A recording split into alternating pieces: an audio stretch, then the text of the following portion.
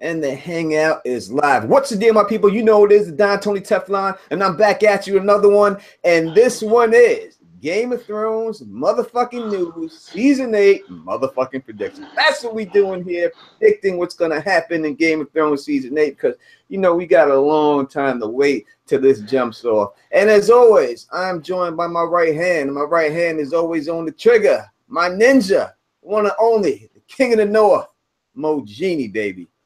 What's going on, folks? It's Mo Genie kicking it off. It's Mo Genie, baby. We the bareback barbarians. What's going on, Teflon? You know, another day, another dial. You know, this is what we do, man. You know what I mean? So we have gotten a little bit of Game of Thrones news. Nothing too special, but we got the casting for the Golden Company man, Harry Strickland, and that is Mark Risman, a German actor. Now, I think people said that they, in the comments, had told me before they seen him in a couple of things. I think he may have been in Vikings in a couple of scenes. I know the picture I put up of him, people thought it was Loki, not Loki. Showing different. But what up to everybody in the chat? But it's an interesting casting, Mo. What do you think about that casting? Yeah, I think I do remember this guy from Vikings, but you know, all these dudes look the same anyway. You just put a beard on them, you know what I mean? Make them look Norwegian, you know? Everybody's from Denmark in these shows, you know what I'm saying? And that's what it is. I mean, he looks like he's not that prominent of an actor. I'm looking at his bio right now, but this character will probably be a side character. You know what I mean? Did anybody know who freaking what's Theon's uncle, man? Euron. Did anybody know who the Euron actor was before he got on the show? Not really. You know, not really. Probably known in Europe, you know, a couple of bit parts. Probably did an episode of Doctor Who, you know. So it is what it is. But we love the actor who did Euron. So we'll probably like this guy as well. I would hope so. I mean, he fits the part. Now, the only thing I could see is that we know that this guy he's playing is a coward. We know that this guy is not really a really great warrior in the books, but from his looks, I don't know if he can pull off being a coward. So I think that it's quite possible that we're going to get a combination character with this dude and giving him some John Connington type roles during this season. What do you think about that, Mo? You think it's possible? You know what, man? This dude could have pulled off John Connington. You know, now that I'm looking at his picture. You know, I mean, throw a ginger dude out there with a ginger beard and a ginger dude, put a white cloak on him. He could be John Connington, you know. But, hey, I'd love to see John Connington cast. I think we're way past that point now. I would love to get the Fagon story, but we got one season left, guys. One. They're probably breaking off the Fagon story to Daenerys, give a little bit to Jon. You know, mix it up with Tyrion's plot a little bit on the show. That's all done and dusted. So I really want to see what D&D are going to do with the Golden Company. Yeah, we got one fucking season, not even a season. We got a couple of episodes left, and it's over. You know, what up to everybody in the live chat? What up to my man Don Willie? What up to Sailor Diva? What up to Chatwell? I hope he received that. What up to Jay Mezzi? What up to Big E? What up IC Spots? What up AK47? What up everybody? Sir LT Guys, thank y'all for joining us. Everybody else, and I will get back and give some more shout outs and stuff. Now that brings up an important question there, Mo.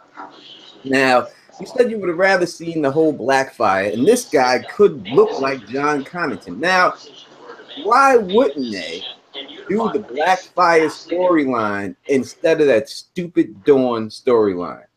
I don't understand. Why would they do that? I mean, this is just weird. I think we're so far beyond this point. I'm trying to figure out why they need the Golden Company. Is this going to be for Cersei's storyline? I think so. I think they gave us enough clues to tell us that Cersei and Euron are going to double cross. They're looking to double cross everybody. So they're going to bring in the 20,000 swords.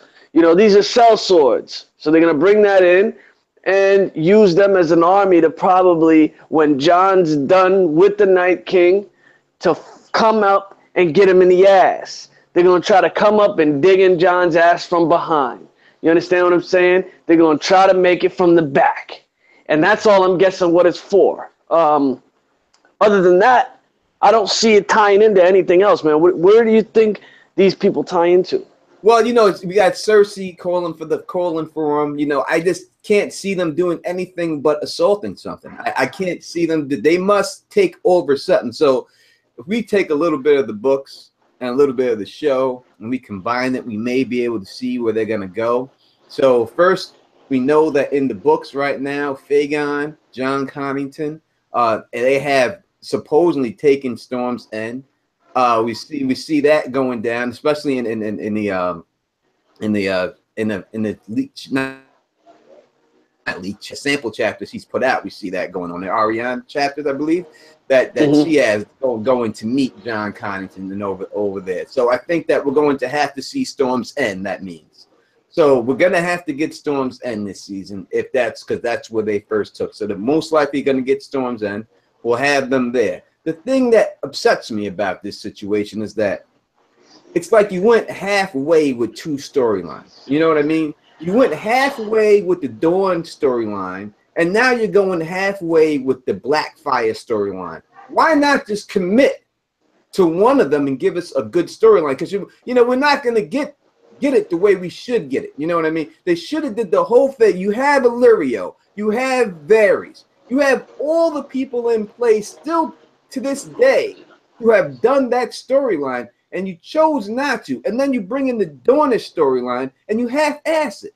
You know, why half-ass both of these storylines? And I think that's probably what we're going to get. And maybe it's not going to be disappointing because it's not going to be any major dialogue. I think it's just going to be a battle. When the Golden Company comes, Cersei's going to send them somewhere to fight. That's the next time you're going to see them fighting. That's going to be it.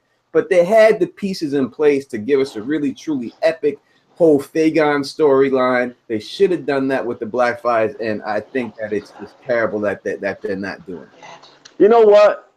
They had the perfect opportunity to bring John Connington and the Golden Company in for one last hurrah when Tyrion and Varys said their goodbyes to each other in Meereen. They could have had, instead of Varys go to King's Landing, they could have had Varys go to wherever in one of the other cities, in the slave cities or whatever. Well, they're not slave cities anymore, but wherever near Meereen, and go scoop up Fagon. They could have brought Fagon and John Connington into the battle with Daenerys and instead of using Yara as one of the people, the key people with Dany, they could have used Fagon's storyline. They could have had Varys go scoop up Fagon and bring him back into the fold and cut Yara out. You could still have Theon there. You could still have Theon and had him say his goodbyes and say, I'm going to go slay my uncle, yada, yada. You didn't need Yara. They could have cut Yara out. I think they kept Yara around because they needed another strong female presence. They already had the Sand Sisters. You know, we don't need any more powerful women around. Bring the Fagon story in, man. You feel what I'm saying? I feel it's just fucked up because you had it. Now you give us two half-ass storylines, and I would think you could have did it like, let's say when Dany goes to Karth. You can just make it up, right? Dany's in Karth. During that time while she's in Karth, you could have made her run into John Connington at somewhere. She could have just bumped into him accidentally, whatever. And then later on, you see John Connington go meet with his son, and he's like, oh, I got to go pick up my son. And you could have picked up his whole storyline from there and just kept her shit going and then got into that whole back storyline and everything else with them. And then you could have had when Tyrion, just like I said, when Tyrion went over there, you could have did the same shit. Tyrion was there. He could have ran into him. He could have captured him. Have to have Mormont doing it. You could have had the character that actually, Mormont did do it. You didn't have to have John Connington. You could have John Connington hating him, and he could get the grayscale and fall out there, and he could be the one saving him and stuff. It could be exactly when Tyrion and Jorah ran into the Stone Men. They could have had Fagon save them there. You could have. You know what I mean? That would have been a great part if they would have did that. Even if you had Jorah and Tyrion in that situation, right? You have them there. You have John Connington and Fagon save them from that. You know what I mean? And that would have been great to introduce those characters. I mean, when you had the black pirates run up on Jorah and them, you could have switched those characters if you wanted to. You could have changed that around. You could have got the Blackfires in there if you wanted to, and instead we didn't get them. And now they want to give us this master. You know, this guy, and it's half-assed. It's half-assed. Half-assed. I said it too many times. I'm not gonna say what up to my girl LaDonna Louise. What up to my girl, the Gray Area, up in the chat chilling with us. What up to Gaming with a White Guy? And what up to John DV? That's what I'm gonna say because I can't pronounce the rest. I don't want to butcher it, but I think that sounds hot, baby. And what up to the OTDA? Baby, he likes it raw. You know what I mean? That's the way we do it. So. Besides that, I mean, I think we bitched about that. And one last thing, right? All right, go ahead. This is 100%. I'm getting an echo. I don't know where that's from, but what was I saying? You could have had Cirilla. I mean, if you really wanted to, why didn't they just do it right? They had so many chances. It was just like waiting for Lady Stoneheart. They had a million chances to do it. Even after the Red Wedding, they could have done it a bunch of times. They could have even done it when they had the crappy Ed Sheeran scene. They could have brought Lady Stoneheart back. It would have been even believable to me because I wanted Lady Stoneheart so bad. They could have done it at the Ed Sheeran scene. Who the hell was Ed Sheeran? You got a bunch of Lannister soldiers all giddy and happy in the middle of the woods, looking like they've been all fingering each other, having a giddy old time in the woods by themselves, singing to each other. I've never seen happier Lannister soldiers in my life. They could have had Lady Stoneheart come out the woods right then and there and hang them. You know what I mean? I would have believed it till the end because I wanted Lady Stoneheart so bad. You know what I mean? But same thing with the sellswords. They could have done it a million times, but really this is about Cersei. What they want to do is they want to dig in Jon's ass from behind. They want to have Jon defeat the Night's King, and at the last minute, have Cersei Euron show up as the evil villains, as the Darth Vader villains of the story, and have another problem for Jon to solve. Because once the Night King's dead, that's everything, isn't it? That's all the marbles. So they got to have another problem. So they're like, where can we get 10,000 to 20,000 soldiers from? Oh, I know. There's the Golden Company still. Am I right or am I wrong? You're 100% right about that. No doubt about it. You know what I mean? And as you said, we beat this horse. It could have been done so much better. But I think we're going to get a good final season without a doubt. I'm not trying to diss the season. I think it's going to be good because I think what they're going to do is they're just going to have a battle scene on every episode. You know, so I think that's gonna make a lot of people happy. If you have battles like, the Battle of the Bastards or the Field of Fire every episode, if you have one of those every episode, people are truly gonna complain. You're gonna hit them with the fluff, and then people are gonna be happy with that, But I like the deep Game of Thrones politics and stuff like that. That's what attracts me to the story more than the battles. I love the battles, love that too, but I like the politics side and everything. I just thought it would have just been a better story with Fagon in there and stuff. It would have just definitely brought it. You would have had a love triangle with Jon Snow, Fagon, and Daenerys. This would have been great. You know what I mean? That would have been a great time. That would have been something to see there. Instead, we just get Jon just sacking the booty as soon as he sees it. And it's just like, oh, Jon, hi, Daenerys, hi. Can I have some dragon glass? Can I have a piece of your ass? Yes, you can have the ass and the glass. Here you go, and that's it. It's like, I mean, the season felt really, really sped up, man, and that's why we feel like there's something missing. We don't feel satisfied. It's like when you get to Thanksgiving and you sit down at the table and you just eat only the cranberry juice and the yams, and you don't even get to the turkey. It's like a burglar came in on my Thanksgiving dinner and took everything I had at the table, took my turkey, took my mashed potatoes and gravy, took everything off of me, and I'm not full. I'm not full at the table, man, and that's what D&D did last season. They sped up everything, but for everything they did wrong, I loved a lot of crap that they did last season. I'm not gonna lie, I love what they did with the Night's King.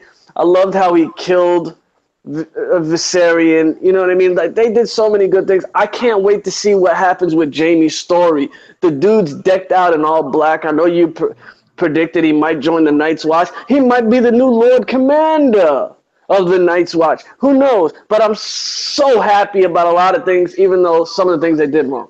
It was a decent season. I'm not going to say it was a great season by any means. With the money they had, it could have been a great season, but the thing was that they messed up the storylines from the earlier seasons, that now you have the combination of this situation. You know, as George R. R. Martin was saying when he said it, you know, the butterfly effect, they're killing people that's still alive in his books, and there's a reason why they're still alive, because they have parts to play, and it just, you're trying to make up for it, and you can't make up for it, and that's when you're just messing things up, you know? You just got to stick to the script sometimes. Sometimes you can't think that you're better than the guy who wrote it. You got to just stick to what you got. I understand if they don't have a lot of stuff, but I really don't believe that they don't know any. I think George has told them everything they need to know to get this done. You know what I mean? I think they know everything that's going to happen. And I think in the end, you know, Fagon must not truly matter that much, or he would actually be in the story. But I still think it would have been a better story than the way they ended Dawn. You know, Dawn is just so, not that I'm a big Dawn fan, but when I look at that time that was wasted there, I just see so many other places they could have went. Yeah, they could have went a lot of places. I mean, it's different when you have George R. R. Martin, you know, basically babysitting them through the first couple of seasons. And then, you know, they're on their own for seasons 5, which was horrible. Season 5 was so horrible. I mean, it was great because we're fans at the end of the day, but the very first season that George R. R. Martin isn't holding their hands, of course, it wasn't going to be the same, right? No doubt. And then season 6, it's like they realized how crappy season 5 was, so then they woke their asses up. And then season 7 was basically a mix of the two. You know, we could hark back on a couple of things. Me and you still to this day talk about Arya and Braavos, the twist and the turn of the knife. Arya should have died with that twist and the turn. You know what I mean? And she did it. She managed to swim her way out of a canal, you know, after getting stabbed and turned. And then, you know, this season, the only thing I could compare to that Arya Braavos scene was the dragon, the dead dragon, getting pulled out of the lake, the frozen lake beyond the wall with chains. Now, are you trying to tell me the whites swam down there and hooked the dragon up and towed it out of the water? I thought they couldn't cross into the water, D&D. So who went down there and got the dragon? I'd like to know, Teflon. Yeah, it's a lot of plot holes. These like Grand Canyon, these motherfuckers going around this show. But, you know, it is what it is. There's nothing we can do. They're just trying to get to that racially motivated show that they want to do so bad, that what if slavery never ended, and it's the current day. That's the show that they're working on, and I think they're anxious to get to that show, which I think is not a good show to do.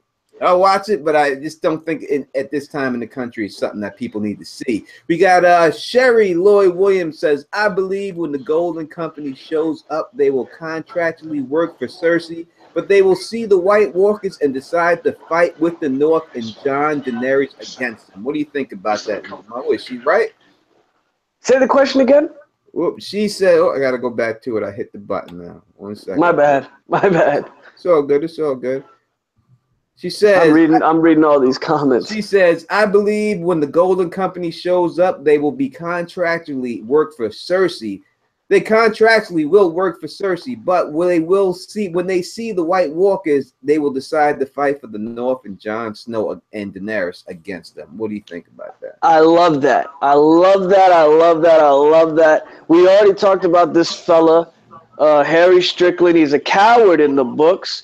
And D&D are going to be reading that word for word, knowing how John Connington feels about Strickland. Strickland's a coward. I specifically remember reading in the book, even though the Golden Company never breaks their contracts, he is known to run tail if an opportunity arises itself. I can see that happening. I've already predicted that Bronn is going to roll out on Cersei once he already knows that she doesn't like him, that he set up the Tyrion rendezvous, late night rendezvous with Jaime down in the crypts in King's Landing.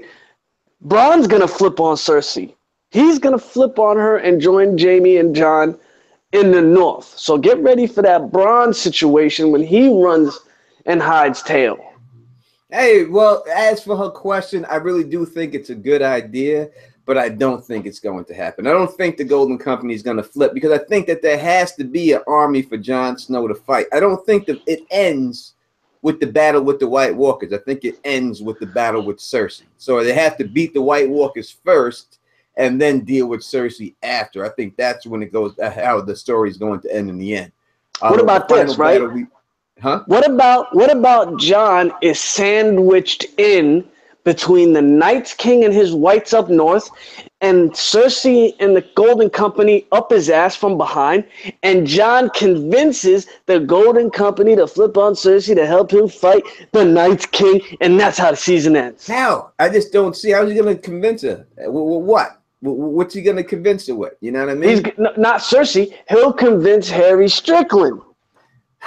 I think it's if it was the regular Harry Strickland, I could see it, but I think he's gonna have a little John Connington in him, so be a little bit tougher. You know what I mean? I think he's just got to, you know, I think they just have to attack something. I don't know what they're going to attack, but they're there to attack something. That's what they're there for. And I think that to bring them in and have them turn on Cersei, I just don't see that being set. You know, that doesn't satisfy anyone. I think if Jon Snow beats the Night's King, he comes down to the deal with Cersei, and then her people flip on her, and they just open the gates for him. He walks in. He needs one more battle to win the throne. You know, even if he survives the battle with the Night's King, he needs another battle because, you know, I don't know if Jon really ain't got no way out here. You know what I mean? I know a way out for him. I'm not gonna say it, but there really ain't a way out for Jon Snow to go. He has to die. So how is he going to die? If he's going to die during the battle with the Night's King? If not, then there has to be another battle after that he has to die in. I mean, when are we going to get Azor Ahai? I promise you, if Jon turns into Azor Ahai and he's got a flaming sword with Lightbringer written on it, and his body is glowing like Zeus the god from Olympus, I guarantee you Harry Strickland going to flip off Cersei because he's got a god in front of him. Well, maybe he's going to look like Hercules. Maybe this is the way we can see Blackfire the sword, or maybe this is the way we could see some Valyrian steel armor. Maybe they bring it back with them when they get these guys, these Golden Company guys have it. Someone has it on and stuff. Maybe they bring that in. We have a question here from Sailor Diva. Do you think that Cersei is really pregnant? If so, could that make Euron kill her? What do you think about that, Mark? I absolutely don't think Cersei's pregnant. And if she is, once she finds out that Jaime ran away, she'll probably drink moon tea in the show. We'll first get that introduction of moon tea that we've never gotten. I know they hinted it with Liza a couple of seasons, but we're finally going to get some abortion on Game of Thrones, and that'll really flip the fandom, won't it? Because I don't think she's having the baby. Either she's lying or she's not having it. That baby is not going to be birthed into this world one way or another, by hook or by crook, ladies and gentlemen. You heard it here first. What are you thinking about it, Teflon? Yeah, I think that definitely Euron will kill her. I don't think it'll be because she has the baby. I think he's going to do that regardless. I do think she's pregnant, but I think she's going to miscarry. That's the way it's going to go down. I can't see it going down any other way but her. I mean, if this Game of Thrones, I'm telling you, if I can end Game of Thrones one way, and it can end for me, and I want the last thing I want to see on this, I'll tell you, and if it was true to what the story claims to be, black and white, no, not good guys don't win, bad guys don't win, anything's possible. If it was really true to that, the way I would end this story, me personally, was I would have Jon Snow marry Cersei Lannister, and that would be the end of Game of Thrones. I would end it with that, and that would be it. That'll make everyone pissed off, bittersweet. That would do it. If Cersei was able to survive everything and then marry Jon Snow, and then she gets pregnant with Jon Snow's kid. That would be phenomenal. The thing is, when are we going to get the Valonqar prophecy? We got 2 prophecies that have to be wrapped up in this season. We got to get Lightbringer, Azor Ahai, the prince that is promised, the stallion that mounts the world, the everything prophecy, and then we got to get the Valonqar prophecy, folks. In one of my videos I did years ago, it's been years. It feels like a decade now. I said that Brienne was going to be the Valonqar and put her white hands around Cersei's white neck and choke the living shit out of her. I'd love to see that be the end of the story. I'd love to see season 8 finish with her doing that, and then after the battle with the whites. They got to wrap these prophecies up, Teflon. Yeah, you know, Brienne killing Cersei is a great thought, and that's a great get by you, and that's a really great theory, and it could possibly come true. It really would be good if that definitely happened. I don't think a lot of people would see that coming. I think Brienne's got to die this season. I think she's got to go. I can't see her surviving. It can't. There's no reason for her to survive. I don't think so. So Brienne chokes the living shit out of Cersei to death, and Jaime walks in the room and sees it and kills Brienne. That's epic right there. Now you got some epic shit going on there. And then he kills Brienne. Brienne looks up at him, and then he kisses Brienne while she dies. Wouldn't that be bittersweet? Wouldn't that be the George R. R. Martin way? That would be. If you're able to pull that off right there, George R. R. Martin, you can use that. we'll give that to you, George. Hey, Georgie. Hey, Georgie boy, you can have that. You can use that. I'm sure a couple other motherfuckers on Reddit will anyway.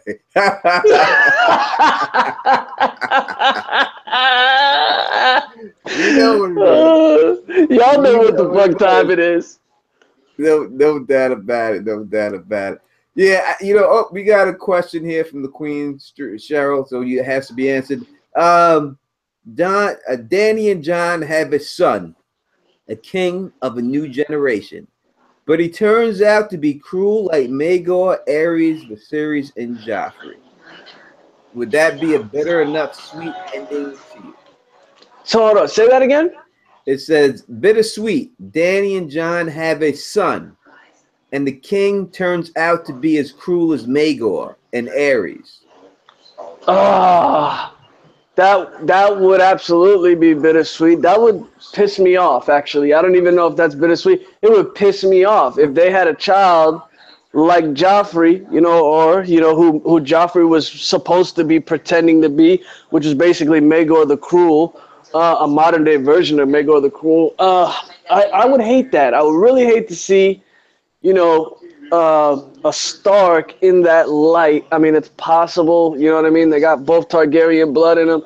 They're basically aunt and nephew, and, you know, if they did, you know, do the deed, then, you know, obviously, you know, the repercussions could, you know, turn out in their child, you know, from, you know, genetical problems or whatnot that happens to the Targaryens. I would hate to see that. I really would. Yeah, if you once you read this Book of Swords and you see what Maegor the Cruel did, you can tell he's way much worse than Joffrey. Joffrey ain't got nothing on Maegor. Maegor, when he got bopped in the head and went in that coma, and he comes out that coma, he comes out like a fucking madman, and he just doesn't care at that point anymore. But I ain't gonna say nothing about that because you ain't read that yet. But I'm sure you're going to when you get a chance to do that, and we'll do a live stream talking about the Sons of the Dragon. And we'll get all into that stuff right there. 100%. I'm about to handle that by the end of this month, probably, or start of November. We just do a video on that joint. Yeah, they got a guy in the Dick Bean everyone likes. It's funny because I know a guy personally who lives like a couple of blocks from me named Richard Bean. So it's funny that Dick Bean is in there and stuff. But yeah, this book is just it's. The story is just a story. It's basically would be a chapter from a song of you know, from the world of Ice and Fire. That's basically the best way I could put it to you, the way it reads. It's decent. They leave out a lot. It leaves you wanting for more. But it's good, and if you're into it like we are into it, it's something that you need to know. Unless you just want me to tell you about it, Mm. But I will say that Anis is just a bitch. He is just someone who is just filled with Targaryen privilege. Anis is just he just feels that everyone should just like him simply because he's a Targaryen, simply because his father took the throne. And it's just like, bruh, you did nothing. Your father took this place by force. Why wouldn't you think that when he dies, people are going to try to take it back from you? And you sit there stunned, like, oh, why doesn't everyone love me? I'm so nice. I sing, I do this, I do that. Man, listen, bruh. Look at the situation you're really in. Really look at what you're in. This Targaryen privilege going on with that. He's just a bitch. That's all I'll say. I ain't gonna ruin it for more. We'll get in there. We'll get into it when you read it, and we'll do a whole live stream on it and stuff like that, and get it popping and stuff. You know what I mean? For sure. I mean that's what it is. But going back here to talking about the final season of Game of Thrones and what we want to see happen, and hopefully we could see some things happen like this. Let's. I wasn't very happy with Arya storyline this season. I really, when I look at Arya's storyline, probably from about season 3, season 4 on, I don't really know if I'm really been happy with it, to tell you the truth. Especially now. I didn't like the whole situation with Littlefinger, especially the fact that we learned that there was a deleted scene that that Sansa had to go to Bran and really find out, so they really didn't know, and Littlefinger was really playing them that bad. All this training she's been through. Why did she go through this training? Why did Sansa go through this training to still be able to be fooled by this guy? It just doesn't make sense to me. Hopefully they got something better going on. What do you think? Where is Arya going? What do you think is going to happen with her in season 8? What would you like to see happen to her? See, this is the thing about Littlefinger first, though. We all knew he was dying this season. And I think that because we all knew he was dying this season, I mean, a blind person could have known Littlefinger was dying this season. You didn't have to tell me nothing. That we were so built up on knowing that Littlefinger was dying from months before the season even started, maybe even a year before the season even started, that we were so hyped on how is he gonna die, that when they finally spoon-fed it to us, it was a little bit disappointing. I don't know how better of a way they could have killed Littlefinger. I personally like the way he died. Yes, they gave him one more little uppity thing where he caught Arya sneaking up behind him. But, this dude Littlefinger's a creep, man. He's been doing this. He's been dipping and running through the alleys of King's Landing for years now. He knows all the secret passages. He got ninjas training in King's Landing, bro. Maybe it's not like being at the House of Black and White, but learning all the passages in King's Landing through the brothels, through the back alleys, doing all that creepy shit that him and Varys do, that's a training in and of itself. So he does have some stealth in him. You know what I mean? He's got that maneuver ability. So I wasn't surprised that he caught Arya. It is what it is. But to get to Arya, though, Arya, I'm worried for her. Mm-hmm. Hey, what happened? Did you drop off? Drop off? Well, until I can't hear Mo right now. Maybe hit mute or something like that. But what I'll say until he comes back on here, when I look at the Arya situation and what Mo said about the Littlefinger situation, that he had a lot of skill, and Littlefinger had a lot of skill, and he should have been able to detect what was going on with Arya and stuff. Now, to me, when I look at it, wouldn't you think that since they had Arya do all this faceless man stuff, that somehow she would have used a faceless man face to catch Littlefinger in a lie? That they would have used her ability to do something like that instead of having to go to Bran to have a mystical magic. So Littlefinger could only be caught by magic. It took magic to see through the redwood trees to catch him. Why not use it? You're going to use magic, and you've seen her do all this faceless man stuff. Why not have her be the one to catch him and expose him to Sansa? She still had the faces on her, didn't she? She still had Walder Frey's face, right? Yeah, because Sansa pulled him out of a gym bag.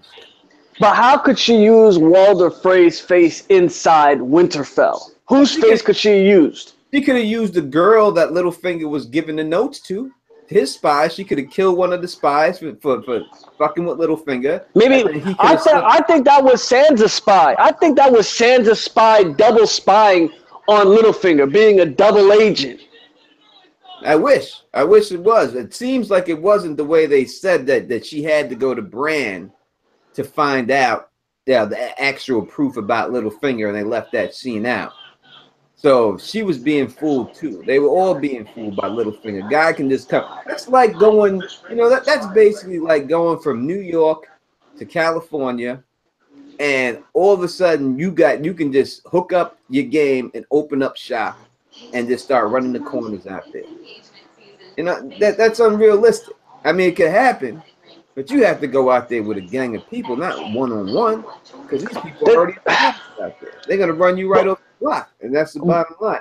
We got a question here again from Queen Cheryl. Hold on, before you say the question, can I finish what I was saying about Arya before I got cut off by the internet? Yes, you can. I'm scared for Arya. I really don't. I'm gonna try to make this sweet and simple. I try to predict this, and I'm gonna be short and sweet with this. Arya, I don't think she's surviving. Just like the feeling I got knowing that Littlefinger was dying last season is the same feeling I'm getting for Arya for some strange reason. I feel like D&D are going to cut her out because they don't need her anymore. Yes, she's Jon's sister, but Jon's got a whole bigger purpose at this point. He is Azor Ahai. He doesn't have time for family ties anymore. And I feel like because Arya is a warrior, and a warrior can fight, that the best way to sacrifice her is on the battlefield so that Jon does something heroic. She can't die. Feel me? Yeah, I just don't think she can die, because when we look at the Stark line, has to be continued some way, right? So right now, from when we see it, it seems like the male side of the Stark line is going to go extinct. So they're only going to have the female side of their line.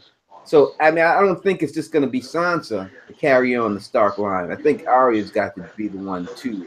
So I think they both have to survive for that reason, because Bran ain't fucking nobody. And I don't think he's surviving either. I mean, they still got Sansa. Yeah, but I think they'll have more than Sansa. I think you need more than that, in the end. I can't see them killing off all the Stark's kids and just leaving Sansa by herself alive. I just can't see it, because I think Bran's got to go. So do you think Bran's going to live, or you think Bran's got to go? Will he die the way the first Blood Raven did, by the Night's King? I think that's a cliche. I think that's a little too obvious, to like the Night's King just killing green seers. I don't think he'll die that way. And he doesn't need to be near the battlefield. He can maneuver like a drone. He can use drone shots from the crows and the ravens and the birds and the bees and all the animals of the world. I mean, he doesn't need to be in the battlefield. So how would he die? I just think that he can get grabbed up by a white. You see how easy Jojen got. It could be a situation that they're trying to escape, and he just doesn't make his way out this time. I mean, he's been the master escape artist for a long time. So, usually when you're an escape artist like that, the time runs out eventually. So you think he's going to leave? You think he's going to leave the confines of Winterfell? You think he's going to go with Jon up north? Well, I think that Winterfell's going to get sacked. I can't see anything in the north surviving. I think the White Walkers have to sack the whole north. They have to. That's the only way they get down south. So I think they have to run through the north, the White Walkers. So I think Winterfell's got to fall. I think it all falls in the north. I think that the final battle is going to be held down, not in the north, but down towards King's Landing or in the Riverlands or something like that. But it will not be in the north. The north is going to fall, without a doubt. Has The to. North is that we predicted years ago that the Night's King would make it. You said to the neck. I said the King's Landing. I said the Night King would make it all the way down to the landing, folks. I said he fly his dragon down there, but I think that the whites they'll use the hammer waters and cut the Westeros in half at the neck, so the whites won't be able to get that far. But the Night's King himself, I do believe, will get to King's Landing, but not his army. Yeah, I mean, it sounds right. It feels right. But then you wonder if the Night's King makes it down to King's Landing, where's Jon going to be in all this? Where are the soldiers going to be? Are they going to set up shop in the Riverlands? Well, that right there brings me to Queen Cheryl's question. And she asked, will all the corpses in King's Landing who weren't burnt be turned by the Night's King? Joffrey, Tywin, everyone. And we'll know whether or not Ned's bones made it to Winterfell. If the Night's King makes it to King's Landing, I don't think the old dead bodies are going to be resurrected, but they already set us up by telling us that the Night's King will make it to King's Landing, because Jon, when he's talking to whoever, I think it was Tyrion, and he says, is there really 1 million people in King's Landing? And Tyrion says, what, give or take? You know, and he said, and they're talking about how many people are in King's Landing. I think that was D&D telling us there's 1 million bodies of meat ready for the Night's King. Could be in King's Landing. Yeah, could be. I think we're gonna see a bunch of people that come back to get resurrected that were dead. I think the Night's King will raise the dead in King's Landing and everywhere else. I mean, he should. His power, obviously, if they're able to bring a white all the way back to King's Landing and it's still alive, that means his power works all the way from beyond the wall all the way to King's Landing. The communication is still there. Yeah, the magic is strong in that one. The force is strong in the Night's King. Yeah, his green seeing ability is very strong. He's the strongest green seer of them all. He felt Bran's soul inside those crows. You know what I mean? Those could have just been regular old birds flying overhead. You know what I'm saying? But no, they specifically showed you the Night King looking at those crows because he could feel Bran's soul. You know what I'm saying? That's how strong that man is. No doubt. Now, dealing with Ned Stark's bones, you can check my video I did a long time ago on that. But also, I believe that Ned Stark's bones are in possession of Howland Reed. So I think that if Howland Reed makes an appearance, that's where I think that's where it would have to be with the show. It would have to go down like that.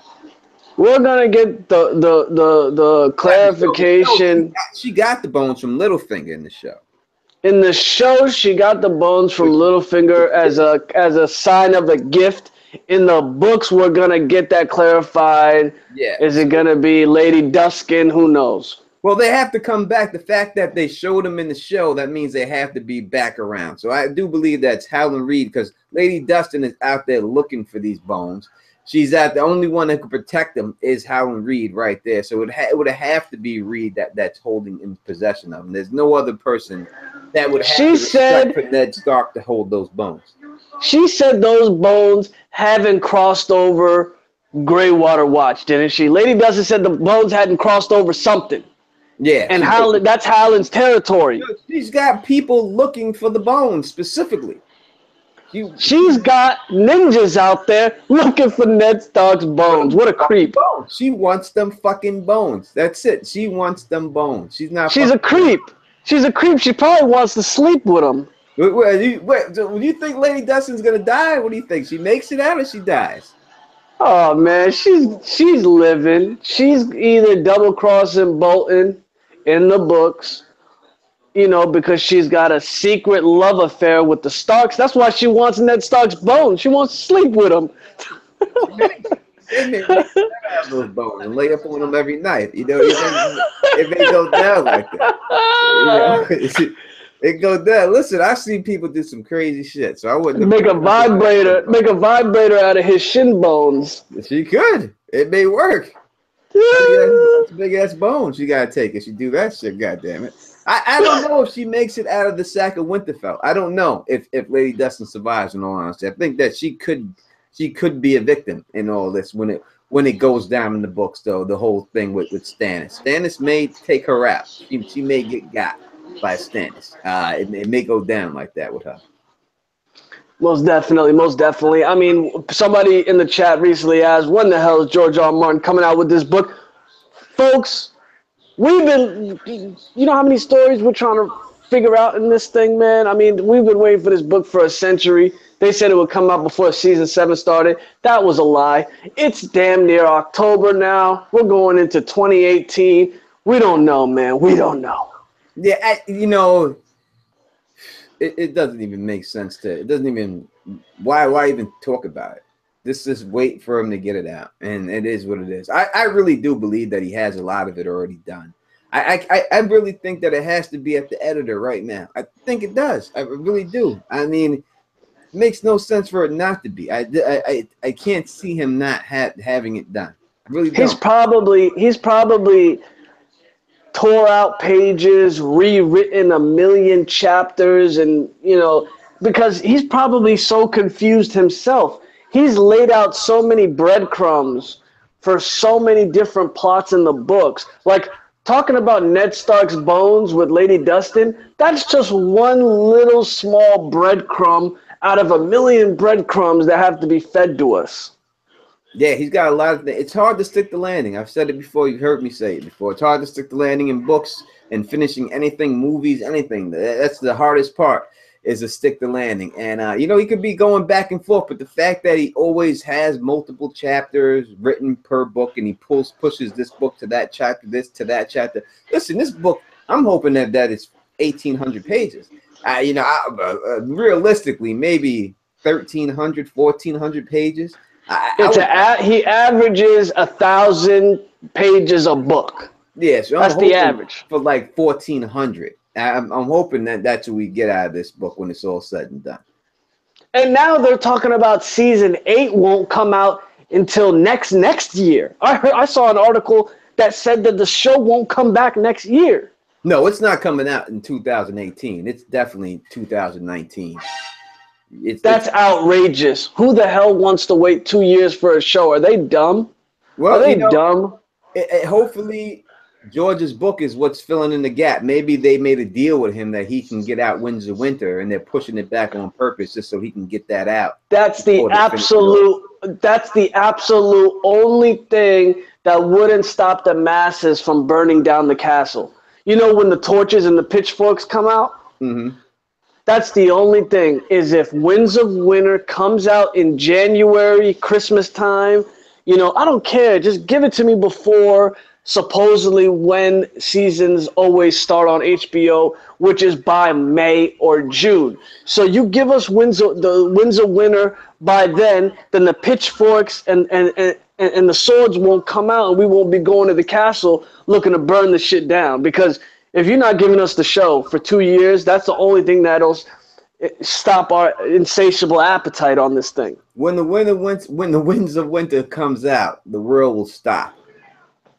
The world will stop. It'll be such a crazy situation. People will be trying. I mean, when the World of Ice and Fire, it was hard for me to find that book. I had to travel to get the World of Ice and Fire. So I can imagine what's going to happen when the Winds of Winter drops. It's going to be a madhouse. He's going to sell probably realistically 2 to 3 million books, maybe more in the first day.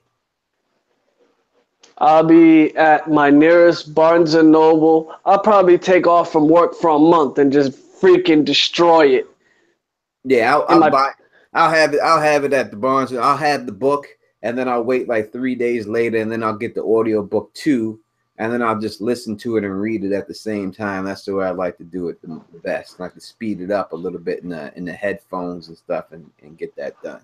I want it to be in the wintertime. So it's the Winds of Winter in wintertime, so I can have a hot cup of cocoa, hot chocolate with a marshmallow on top, reading my chapters. See, now you're talking about things. Now, if it was like that, we're talking about fan. I would like to have a hot chick feeding me grapes and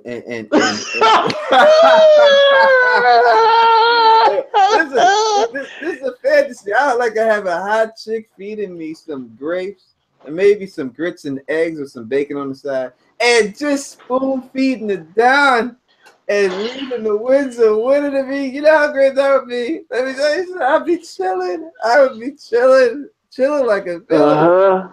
That'd be the life if I was able to have that. Wearing a Roman robe with Jesus sandals, wearing a Julius Caesar crown of leaves on my head. Oh, that's what you gotta, and you put me in a hammock. I gotta be in a hammock. You know what I mean? I gotta be laid out in a hammock, swinging back and forth with a little fire going outside. You know what I mean? Just chilling out there. And just someone feeding me grapes and hot chick and reading the Winds of Winterton. Thinking about reading the Winds of Winter real quick. Should have did this at the beginning, but let me put my glass in the air for the late great Roy Dutrice, the greatest person to ever do audiobooks. He did for me forgetting. Oh man, I saw that the other day, man. Roy Dutrice died, man. He was the alchemist on the show. Mm-hmm. He was the alchemist in season 3, ladies and gentlemen. The pyromancer, the wildfire man. He is that. And, he did. I think he holds the Guinness Books of World Records for the most different voices in the audiobook. I know a lot of people say stuff about him, the way he pronounced words, Brian, and different things. He pronounced words wrong, made me pronounce words wrong, and got me screamed at on YouTube. You don't know how to pronounce it. I'm doing it the same way Roy Dutrice did it, God damn it. Don't tell me. Don't tell me. So rest in peace, my brother. It seems like he lived a very long life. And when you live a life that long, it's got to be a happy one. I'm sure he did everything that he wanted to do in his life, hopefully.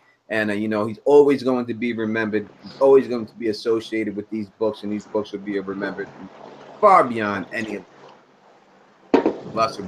I raise the glass, the mug, the house Teflon to you, and take this drink in your honor. Mm-hmm. No doubt. No doubt. Yeah, so right now, 9 o'clock hour has hit.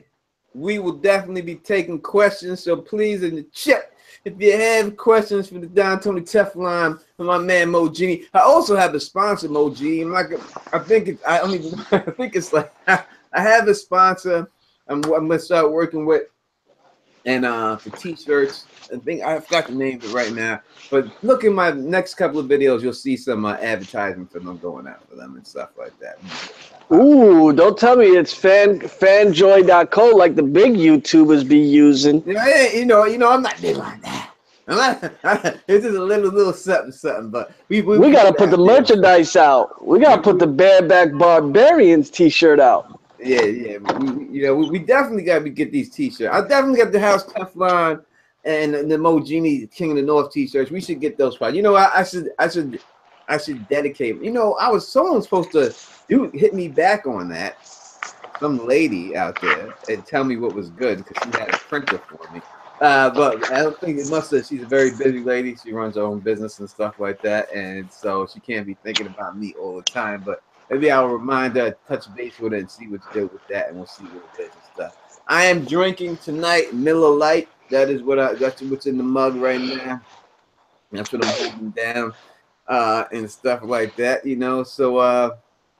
Yes, I am taking applications for applications for the role of the hot chick of the Great Peter. Anyone want to be in my video? I'll put you on Teflon TV. Yes, I have the hammock. Have me. Now, I just need that. Definitely. And when this video's done, when the live chat's done and it just goes to the normal video chat, let us know if y'all want us to do podcasts like this. Little, mini-series podcasts on different chapters that we like. So what I'm going to do is, about this, until we get that done, for all my Patreons out there, I will take these things that me and Mo do, and I will make them into MP3s, podcast style, and I'll put them up on my Patreon so y'all can have it out there. And if y'all want us to continue doing the review champs and all stuff like that, we would definitely do that and make a separate podcast for that, for y'all, and get that stuff popping and stuff. Just, let us know what it is and stuff like that. Yeah, because we can knock these things out like medicine. I mean, we do this like it's nothing. It's like oxygen. You know what I mean? So if y'all want to be at work, chilling at work, listening to the Don, Tony Teflon, and Mo Genie speak the piece, let us know after this video is done in the chat, in the comments. Tyrion Jr. Landstock, you're exactly right. The Don, I got love and respect for everyone, but some things ain't just for people, and that just ain't for me. What do you think Sophie Turner's engagement to Joe Jonas? Who is the fuck is Joe Jonas? She got engaged to Joe Jonas? Who the hell's Joe Jonas? Who was that? From the Jonas Brothers. Remember those 3 brothers that look like triplets that was on the Disney Channel and all that? Oh, they played the guitar. Yeah, that Mbop, right? Mbop? No. Mbop was in the 90s. These dudes was in the mid-2000s on the Disney Channel. Oh, I don't know, man. How the fuck do I don't know? Well, what do I think of it? If she's happy with him, God bless her. Go do it. It's a Hollywood goddamn wedding. You know what I mean? It ain't gonna last. That's about right. Too young, but that's great. I'm happy that she got married to someone I don't know. Who is she? That's not breaking my heart. That doesn't do that. Man, she is gorgeous, man. She is fine, man. Sophie Turner, for her age, I know she's a youngin'. I think she's maybe 19, might be 20 now. She's gorgeous. You know what I mean? That ginger, you know what I mean? Like, it is what it is. She's a tall drink of water. There's no doubt about it. But she ain't holding enough in the backyard. She ain't dragging enough wagon to get with Tony Teflon. Yeah. If you ain't dragging that wagon back there to get with Tony Teflon and Don, you got to be like an uppercase P or something. You know what I mean? Your party got to be up in the front there like that. If you ain't got nothing back there, and she's on both sides. Yeah. She's kind of like a highway. You know what I mean? And that's just what it is. She's a very good looking girl and everything else, but it's just for me, it's just I'm black. That's all I can say. I'm black, goddammit. It's just It is what it is. That's just the way that should be, man. You know what I'm saying? That's just what it is. Oh man, season 8. Yeah, so going back. We gonna chill for a little bit longer with my peoples up in this motherfucker. I asked y'all for questions. You must not have any questions. I don't see anyone going by. You know what I mean? For any questions and stuff like that. You know what I mean? So you must not have some. So I'll have to. I know I have a lot on my page. I should pull up the question. There was someone who left me a question, and I told them that I would answer this question on my next live stream. Let me grab that, so that way that promise was kept. Let me find that real quick. It said, AK said Yara's fine self could bring that back over to AK's house. Yara, she got a nice little booty on her, but she dressed like an old lady when she's not on the thing. Like the pictures I see when she's not on set, she looks very old. I don't know why she dresses. She be wearing these grandma 1950s dresses. Yeah, what's she doing? Like I don't know. Prairie, like she's an Amish chick and shit. You know what I mean? And I'm around Amish chicks. I don't want to see him. Oh my God! Someone hit Tony Teflon and Mo Genie with a goddamn super chat, and that is the beautiful Princess Peach. And she says, "Hey Tony and Mo, no question. Just glad to see you in the off season. I'm glad to see you too, darling. Glad to see you. Mm-hmm. Thank you. We really do appreciate that, without a doubt." I'm trying to find this question, Mo Genie. Trying to find it. It was a good question too. I really wanted to answer it right then, but I tried to push it back and stuff. We got one in the chat right now. Let's Dark Sister got one. Let me take this one. Then we're gonna do Dark. You got Dark Sisters lined up? Yeah, she wants to ask, do you think that R plus L equals J will also happen in the books, or could it be N plus A equals J? Wait a second here. I got to answer this question. So Stacy L. try to say something about that. Let me put this on. Let me hear. She says, Stacey L. You know, this is what she says. Tony's skinny ass needs a girl with padding. First off, I am not skinny, goddammit. Not at all. I'm just slender. And don't be hating on me on my slenderness. And I'm very sexy naked. And my ass is not skinny. I'm black, goddammit. Trust me. Hey, you know, that's just the way it is, you know what I mean? But I do appreciate the question. I do appreciate the comment. I thought it was very hilarious. That's why I read it. Go ahead, Mo. Please read that again. I did not catch it. Will R plus L equals J also happen in the books, or it could be N plus A equals J? Say it again. One more time.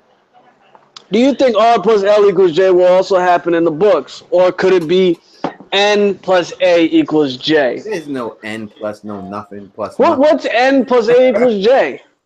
That would be, what was it? N plus L. N plus A. N plus A. Ned plus Ashara. Oh, Ned plus Ashara. No, because once HBO put up on their website and did all those, you know, mock posters of Rhaegar plus Lyanna equals Jon, that was confirmation that they got confirmation from George R. R. Martin. That pretty much put the nail on the head, sealed the deal. You know, however anagram moniker you want me to put on it, that was them getting confirmation from Georgie Boy. Once you get confirmation from Georgie Boy, then that's it. And basically, Dan and Dave couldn't have even done the series to begin with if they didn't correct if they didn't guess correctly who John's mother was. So it's always been R plus L equals J. It's nice to want to believe. It's nice to have dreams about certain things. You know what I mean? And I have a belief in my heart of hearts that when I buy the $1,000 for life ticket, I'm going to win that one day. I really believe that is my scratch-off ticket to win. But you know what? I have not won it ever. In fact, the most I've ever won from there is $4 and that's it. It's nice to believe, and it's a nice theory, and there's reason for people to think it. But when they show you this in the show, when they have carved it in the show, in the wall, R plus L equals J, before they show you Kit Harington being born, there's no reason for them to do that, and then in the book should be something different. Why? It makes no sense. It is what it is. And that's it. And I know a couple of YouTubers who have done it that don't live too far from me that has popularized that theory. And as I said, there are a lot of things in there that do point towards it. I just think that sometimes you got to just let shit go. That's it. You know, you could want to believe in Santa Claus all you want, but when you see your dad and mom putting the presents under the tree, you just got to let shit go. Right? And you could believe that you're hung like a horse, but when you measure your shit and you only go into 2, you got to really just start to believe what it is, right? I mean, you got to just face reality sometimes. And that's just the way it be. Let me answer this question right here. In season 8, will the North be lost? Will Jon and Danny have to go south begging for Cersei's aid? What do you think about that, Mom? We just talked about it like 30 minutes ago. The North will definitely be lost. I really didn't think Winterfell would be lost because they just rebuilt it back, man. And now you're just going to take it again. Hopefully the Whites don't destroy it and, you know, it's just they take it over and all the living people run away. So the castle still stays normal so that people can go back to Winterfell when they destroy the Night King. Because it would suck because they just rebuilt the damn thing. So now you're going to take it down again. It will blow me. But yeah, the North is lost. The North will be lost. The beginning of season 8, I should imagine that Bran will have some visions of the Night's King already at Bear Island, already at Skagos, taking over the Umbers spot, and then getting close up to the Boltons, the Dreadfort, and us seeing where Tormund is. Mm-hmm. No doubt about it. It has to die. It has to die. The North. It all has to fall. And there's no other way around it. If you have to advance the White Walker story, people from down south of Westeros have to see the whites. It can't just be a few people. In order for this story to be true, that people are really truly going to believe it, they're going to have to sack a bunch of cities, and the word's going to have to spread really fast. So I think there's what is the castle in the Riverlands? The Tully's castle again? River Run. River Run. Yeah, John's going to River Run.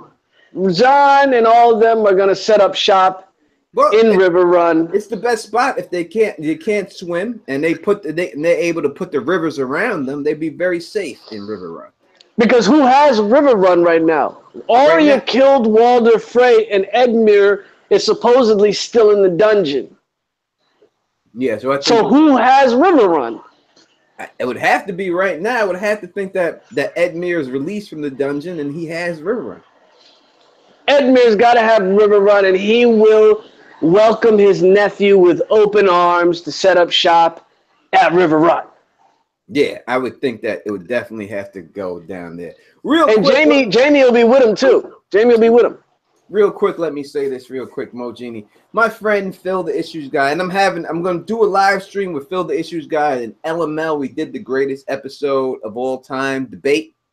We were supposed to do a follow-up Q&A, but people got busy. But next week we're going to do that. So I think I won that. I really do in the polls. I think my episode won. But we're going to talk about that. What we want you to do is we want you to have your favorite episode that you like, and then you can pick either me, Phil, or LML to represent your episode, and then we will represent the episode. So you can go to Teflon TV and then put down in the comments section, I'll put up the link, and you go there and say, I want Phil to represent this episode for me, or LML to represent this episode, and we'll go through it. Mo Genie's in it. He's going to be giving his episode, his greatest episode. Next time when we do that next week, Mo will be giving his greatest episode, going through that too, to see if it competes with the champion episode, Tony Teflon and Don, Blackwater Bay. So we will definitely be doing that. And I'm also Phil the Issues Guys, my man. He did greatest comedian of all time top 10 lists, I think. And he did it with the one true Walking David, I think his name is, right? And the list was a little suspect to me compared to the guys that I like in my comedy. So me and Mo are going to do a top 10 greatest comedians list, and then hopefully all four of us will get together, and then we'll be able to discuss what the greatest comedian of all time, who the greatest comedian of all time. Because Mo Genie, I don't know if you heard that, but these dudes, he had Eddie Murphy at like number 10. Whose video is this? Phil the Issue Guy.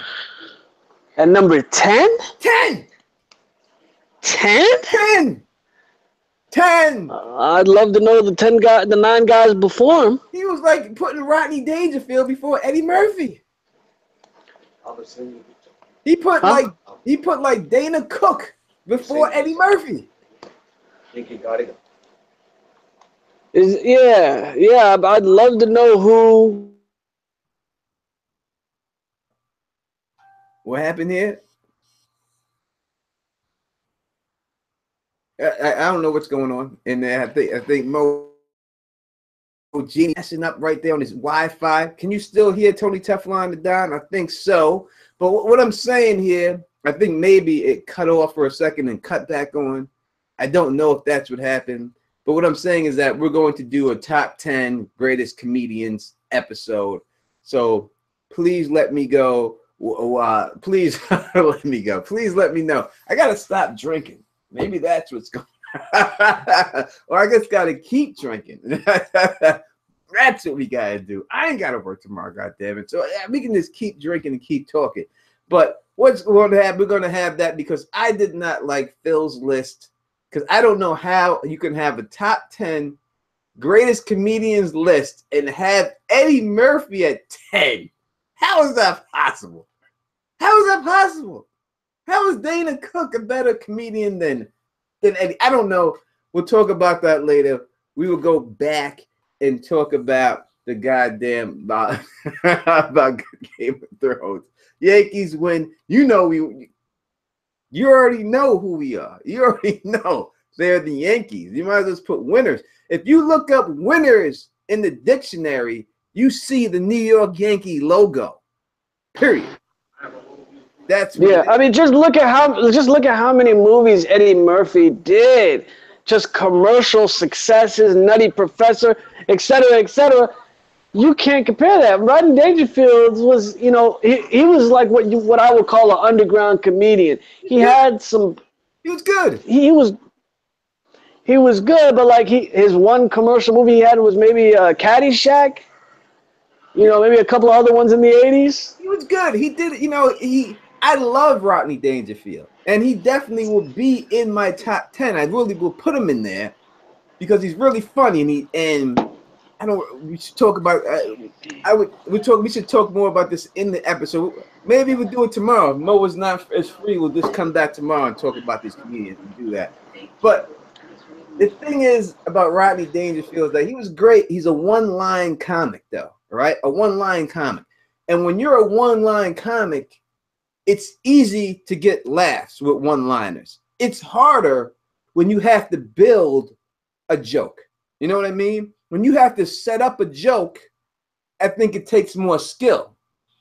He never set jokes up, really. It was so fast as one line. Oh, I told my wife to go here. My wife wanted to go somewhere she never been. I told her to go to the kitchen. Put up, boom. Things like that is what he was great at. And that was very funny. And I like those things like that, but I just don't think you can compare him to Eddie Murphy, a guy who was able to build a joke. The ice cream. Yeah, them old Rodney Dangerfield, exactly what you just said. Them old school Benny Goodman one-liners. Like I went to the doctor and the doctor told the doctor, "Take my wife, please." Yeah. Take my wife, please. It's like shooting in dozens. It's like being someone's heckling you and you making fun of him in the crowd. That's his type of comedy. You know what I mean? So that's what he is to me. And he's great, but he's not Eddie Murphy. I'm not going to give away my list, but I'm going to tell you that Eddie Murphy is not number 10. I'll tell you that right now, without a doubt. Without that, but we'll definitely get that done. Someone says Pryor. Yeah, Pryor. George Carlin. George Carlin he's not in top 10. You put George Carlin is in the top 5. Carlin's in the top 5. Without a doubt. You can't debate that. I don't think certain things when it comes to comedy and it comes to certain thing, anything that you do, in life, there are people who do things good. There are people who do things great.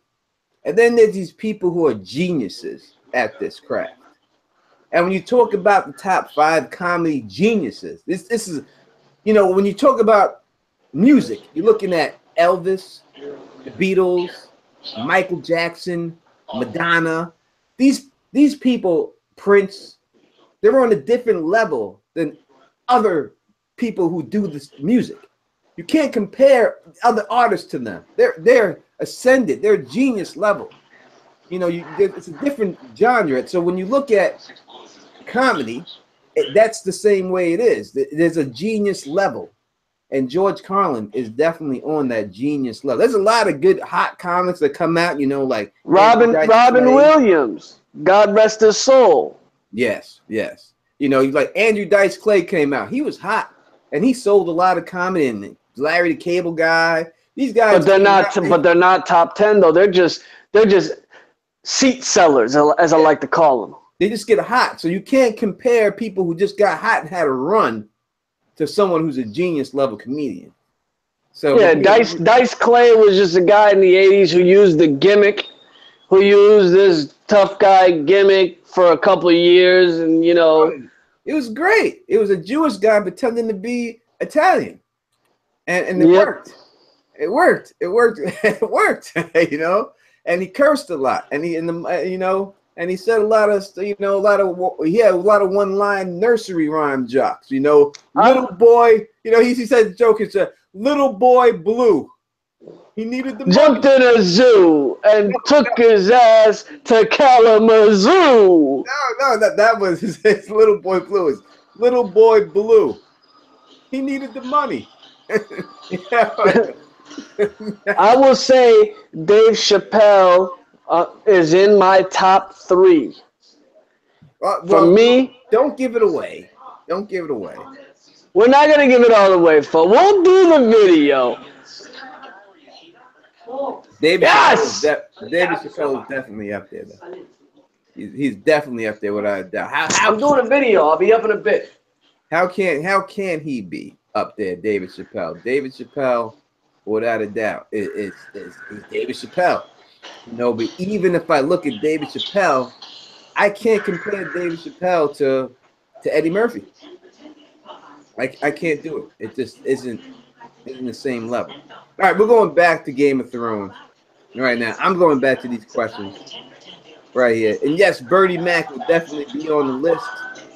That. So we'll probably get that done. So please, it ain't all got to be Game of Thrones all the time. We could talk about some other things once in a while. You know what I mean? And do that and take everything else. He didn't hear you. Yada. Going back here. Question from the roof. Yeah. How much longer are you gonna go on? Nah, we're gonna answer this question and we out of here. Okay. This question, last question from the ruthless lieutenant. Do you think that there will be any consequences to Danny killing the Tarly? Danny killing the Tarly. Do I object to what she did? No, do you think that there will be any consequences in the show for her doing that? Will she suffer? Of course. No. She won't suffer, but she will have a moment of Sam looking at her with the stink eye for about 5 minutes, and that'll be it. These people, I can't even. You got me. This guy, I'm looking at these things. I don't think there'll be any repercussions for it. But the people in the chat, you're making me laugh. Bernie Mac jokes. You got him over here talking about, I hate Whoopi Goldberg's lips. I hate the back of Forrest Whitaker's neck. I hate my gun. I hate Wesley Snipes because he's so black. I hate black pepper. I hate the black keys on the piano. Who we talking about? A guy, Basidasian. Oh, comedian. Bernie Mac is hilarious. He was no joke. All right, let me get up off this piece right now. Thank you to everybody in the chat. Next time I come through, we will do the Rep Your Hood. I'm sorry, but we got the bounce tonight. But I would definitely do it next time. Maybe we'll be back on tomorrow night doing the comedy top 10 comedians of all time. Hopefully we'll be doing that. And y'all will come back and join us. So if you like the way we do this, please thumbs up this, please support the realm, and please subscribe. And until next time, you know who it is. Peace.